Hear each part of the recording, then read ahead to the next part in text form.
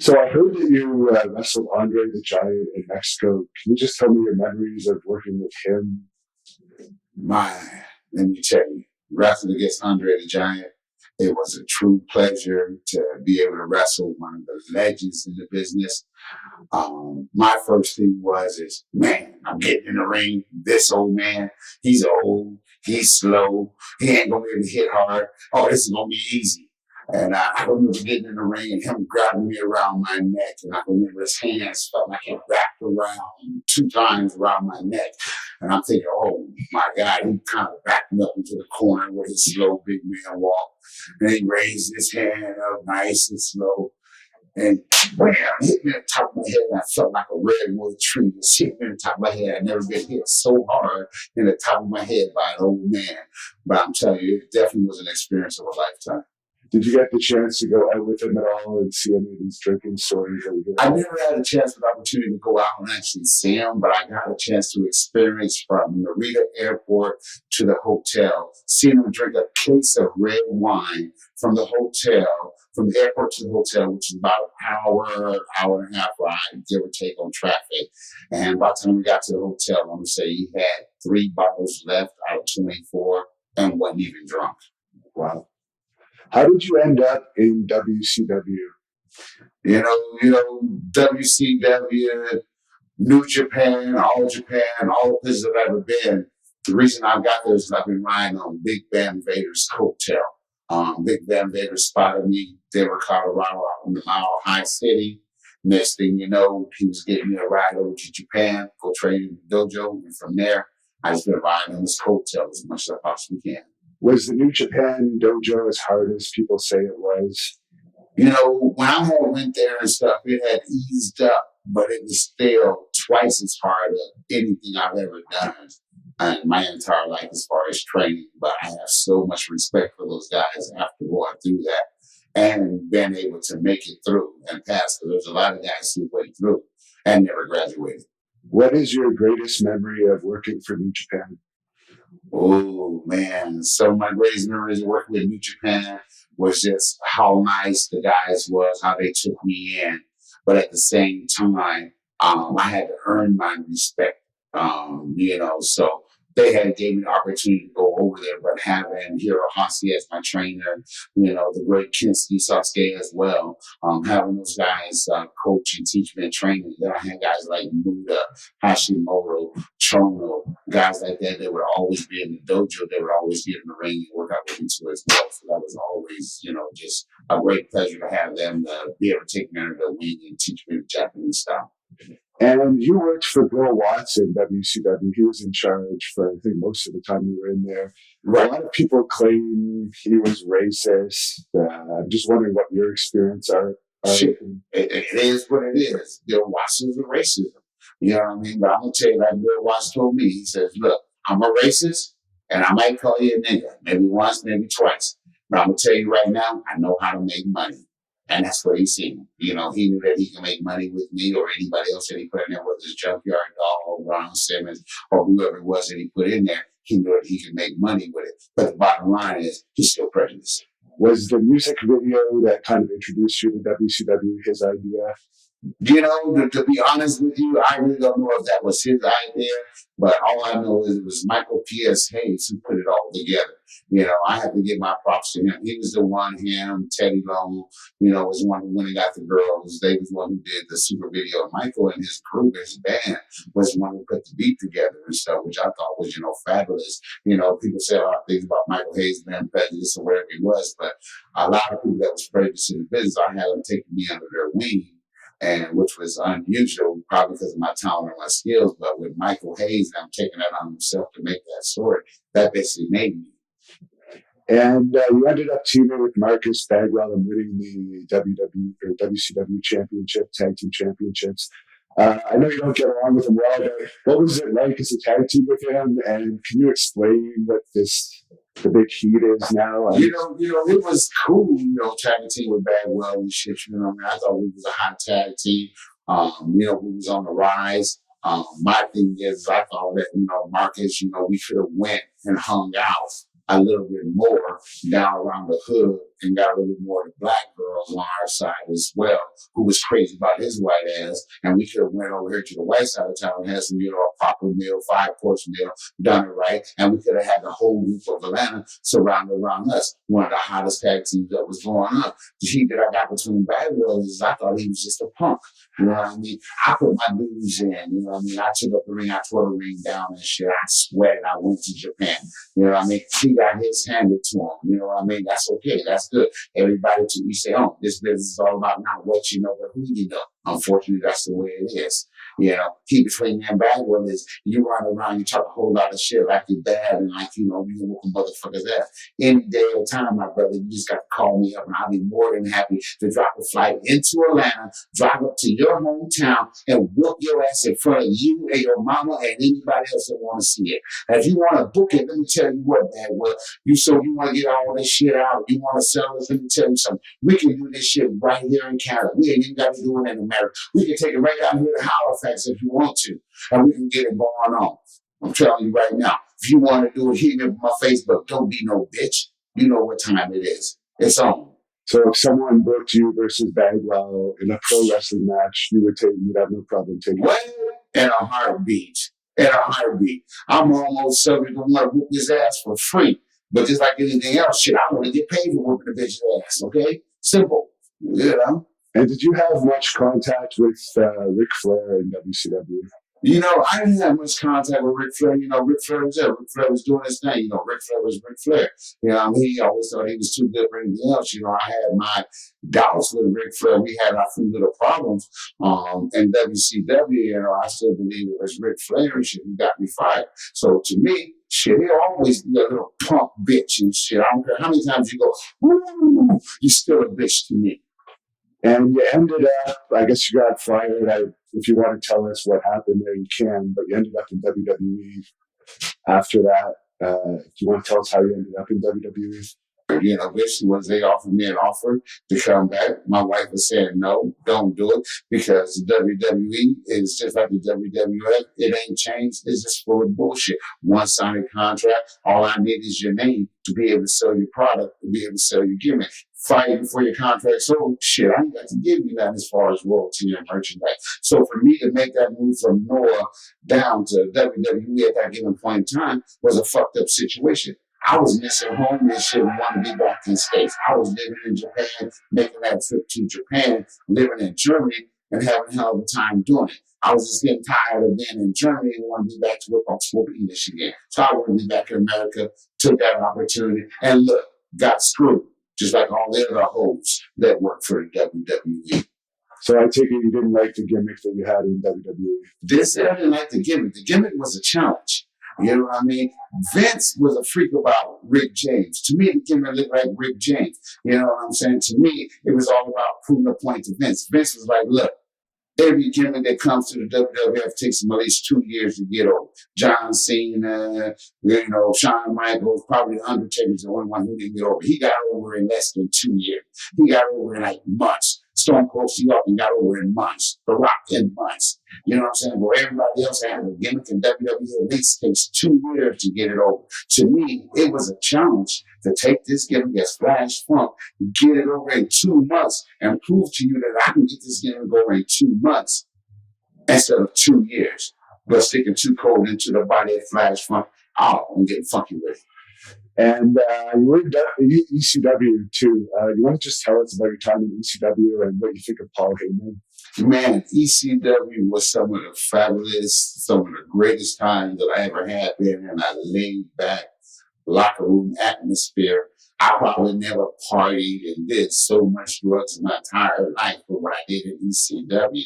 But I also learned this shit. That ain't the way to live your life. Had good friends with Todd Ward, my best friend. Riding around with the posse, the Sandman, Woman, you know what I mean? Myself, you know what I mean? It's part of the original Fonzie, you know what I mean? With a group like that, man, shit, you can't do nothing but have fun. Paul Heyman, shit, mastermind. When you're talking about putting an angle together, telling a person how to do a promo, how to do a shoot promo and lay it out there, tell it how it is, Paulie had it going on. Problem with Paulie was, it was hard to believe everything that came out of his motherfucking mouth. When it's about business or about your money. And he'll write you a check that'll bounce a mile high, and you'd be lucky if you get paid. That was my only problem with Paul Lee. As a matter of fact, motherfucker, you still owe me money and shit, bitch. I know Jeremy had a couple questions for you, so I'll just let him finish it off. Okay. I'm gonna be in the house. Yeah, you're good at this. So I love it. So we'll ask this question. You have a lot of great rivalries in ECW. Some of them in the ring, some of them out of the ring. I know you and I have had the chance to speak a few times with a few people.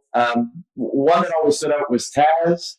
And I don't know if you want to talk about your relationship with Taz or what it was about him that maybe rubbed you the wrong way. We coming into ECW and shit, I had no problem with nobody else. My thing was it's too Cold Scorpio. You never know where I'm going to wear, what color I'm going to come out in, or what I'm going to do. So I happen to come out in some orange and black. Taz gonna approach me, gonna tell me, fucking smidget, just a little bit bigger than a midget. You know what I mean? Not quite a midget, not quite a smidget, a smidget. You know what I mean? Just a little bit of a midget. He gonna come with me. Don't get me wrong now. He was thick. He was stopped. Thought he was a suplex king. I've been over in Japan with motherfuckers, those suplexes don't throw you in your motherfucking head. You know what I'm saying? So I had a problem with you. When you stepped to me, you told me I couldn't wear my black ones because those was your color.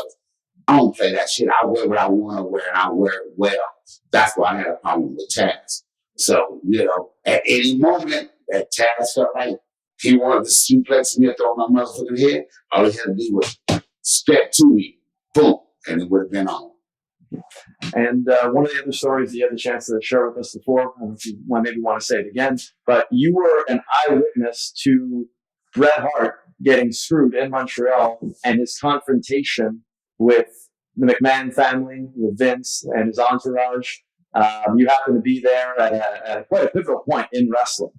Do you maybe want to explain what your reaction was to that, your feelings on that taking place in general, your relationship? All I can say is it was wrong how they did the man. My thing is it's all about business. You can't go in and you screw somebody like that, but hey, when you work for the WWE, you work for the WWF, you're bound to get screwed one way or another.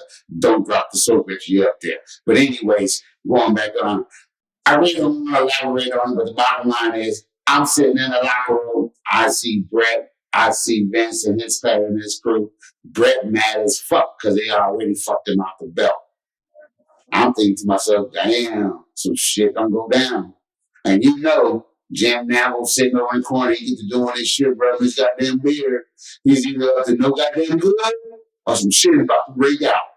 All I know is Vince looked at fucking Bret talking shit, get the fuck out of my locker room, get out of my building, you're done, get out, da da da da da. And all I remember Bret was saying is, shut the fuck up, leave me the fuck alone. When I get done, I get dressed, I'll leave this motherfucker when I get good and ready. Vince says, you need to leave my building now. I remember Bret telling me over and telling him, look, I'm getting ready to take a shower. If you're standing there, when I get out the shower, I'm going to knock your ass out. Me, being the big smoker I be, I was already high by this time because I'm just done. I'm sitting back and I'm bugging to myself thinking, damn, shit's about to go down. Vince and his crew over there got his son, Pat Patterson, you know what I mean? He got the damn shooter from back in the day and shit. I can't even think of the Briscoes. We got them Briscoe. Briscoe, you know what I mean? I don't know if he's a shooter or he's a hooker. Either way, that motherfucker hook you, you're a hook. But all I got to know is Bret said that shit. He took his butt ass over there, went and watched the goddamn shower. He came out of that damn locker room with a towel wrapped around his ass and looked over to see Vince still standing over there. Shit, he walked right back across the locker room over there, grabbed his jeans out that motherfucking locker. Didn't even get the water off his back good. Shit, got down. Shit, didn't even put his drawers on. Jumped down, Airborne Ranger. Threw his jeans on, 501. Button them motherfuckers about 3 buttons, 2 undone from the top. Didn't even put his shirt on. Stepped into his tennis shoe, turned around, looked at Vince, walked over there. Bam! Hit him with a left, hit him with a right. Bam! Dropped him like a sack of potatoes. I mean, he went down. He got to put the boots to him. His son jumped on top of him, got to cover his ass up and shit. You know what I'm saying? The next thing you know, shit, that was that. The rest of the shit, I'm sure y'all can read in Brett's book. It's really something. I did have another question that came to mind. There was an accident that you were in shortly after that. Going from Montreal to Ottawa, you were riding in a car with Psycho Sid, Furnace and LaFon. There's another person in the car. The name escapes me at the moment. And then you had an incident with Triple H in China as they passed you on the road. You maybe want to talk about that a little bit. Basically, the stuff is we was going from Montreal to Ottawa, going to do a show. Sid Vicious was driving in the front seat, had the sunroof open. Phil LaFon sitting in the front seat. Doug First was sitting in the back. I was sitting on the other side. We riding on this trip, and you know me, I'm in Canada. I'm in Montreal. I'm gonna find some good. So I found some good shit, right? So, you know, got one twisted up and shit. So we all gonna smoke in the car and shit on our way. So we all pass the joint around, all except for Doug First, because he don't smoke this shit. He just getting contact high, got the window down, like, damn, that shit stink. You know, Doug take a couple hits, Sid take a couple hits, you know me, I both got Snoop Dogg, you know, finish it off and shit. So we riding down the road and shit, and all of a sudden, we're doing about 85, 90, going down, probably doing about like 120, you know, Canadian kilometers an hour anyway. So we're doing about 120, 130, just getting down the road from Montreal, getting down to Ottawa. And it just happened to be a race in town that day, and the race was over and stuff. And we're flying by the traffic going on, and all of a sudden, Sid's so big, he sees the sun shining through the sunroof. So he reaches up, goes to close the sunroof, right? He closes the sunroof, top, and all of a sudden drifts off to the side of the road and loses control. Sid don't realize how big and how fucking strong this cock strong ass really is. So, you know, this little jerk like this, you know, at 300 some odd pounds and used to biz plants and 500 something pounds, like it ain't shit. You know what I mean? That's a lot of torque on a car. So we got already off the road. So when he hit it like that, doing about 130 miles an hour, we just started fishtailing.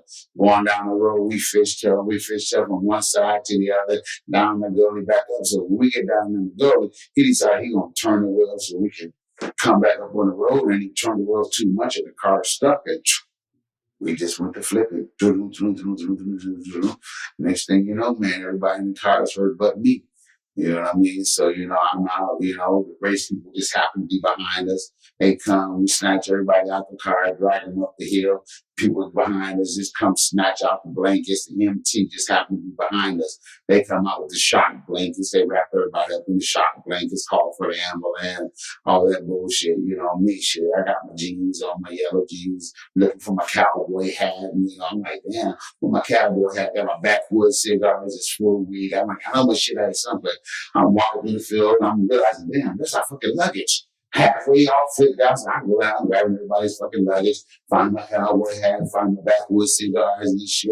And I mean, I get all my shit, get my shit back up to the car and shit, you know what I mean? So while I'm down in the motherfucking ditch, you know, I suppose, you know, China and Triple H, you know, they drove by and stuff, you know, headed to the show and stuff, you know, seeing me down in the motherfucking ditch over there. And I heard when they got to the motherfucking building, they making motherfucking jokes. Yeah, must have been actually on the side of the road, Lucy Scorpio down in the fucking ditch and shit, crawling around on his knees, grabbing bags and shit. That's a motherfucking carton of sin, bitch. You know all the motherfucking wrestlers taking around the car. You won't never, you see the boys down in the motherfucking ditch, you don't never stop and check on them. You're supposed to always check on the boys when you're driving down the road when you're headed to the same town.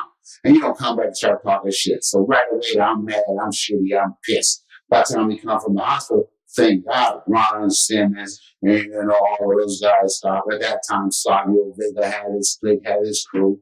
They was all there. Thank God all those guys stopped and shit. We all went to the hospital with us. They went to the hospital, called the boss, made the call. Boom, they went on the TV and shit, made it up to Ottawa. Stayed at the hospital, got done with that, went to TV. I was supposed to fight Triple H that night. I was like, shit, this ain't gonna be no wrestling match if I go out and fight Triple H tonight. It's gonna be a motherfucking fight. So I talked to Pritchard, you're like, I had a day off, car accident, don't know what's wrong with me, yada, yada, yada. I didn't stay. They wanted me to stay, get checked. Like, fuck, I ain't hurt shit, ain't need to get checked. You know what I mean? But at the same time, I don't think I should be wrestling tonight. He said, shit, you're working. He said, if you want to line up, you go talk to Vince. So I went and talked to Vince. Told him my same story, told him the shit that was going on, yada, yada, yada. Told him how I felt. Told him if I go tonight in there with Triple H because of the bullshit him and China said, it ain't going to be no wrestling match. It's going to be a motherfucking fight. Shit, Vince says, don't even worry about it. Take the night off. And that was all she said and wrote. Next thing you know, shit, I'm getting a call the next day from China. I'm getting a card in the mail from China and Triple H, apologizing. They didn't know about. Shit, after that, man, we had squashed the shit. Everything was all good. My love to China, may she rest in peace. She was a coxcomb baby girl and shit, and she knew how to hold her own. So I just got to ask you about the Psycho Sid stabbing incident in WCW since you brought up Sid, because I know you were there for that. I was there for that. Can you tell us that? Basically, I'm not going to tell you the full story. I'm going to say it because if you heard it, you heard it. If you haven't heard it, you're going to have to read the book to find out. Give you a little detail. It was basically just Arn Anderson, Sid Vicious, pair of scissors, 122 stab wounds, blood this squirting out this way, that way, every which way and shit. People with broken nose, people have to have emergency surgery, shit like that. You know what I mean? Shit was fucked up. Then I had to be on the phone. I had to call motherfucking wives, get your motherfucker's real name, take the motherfucking information. Arn Anderson, remember, I saved your life, bitch. You was in power and you still didn't use your power to your advantage. Because I still was jobless. You owe me. Remember, saved your life. Saved your life. Can I ask a question? Hell to the no. I don't even know you. Okay. I'm saying, no, what you want? No, I want you to rap for me. I want you to sing. I don't rap. No? I don't sing. Oh, you want to have fun to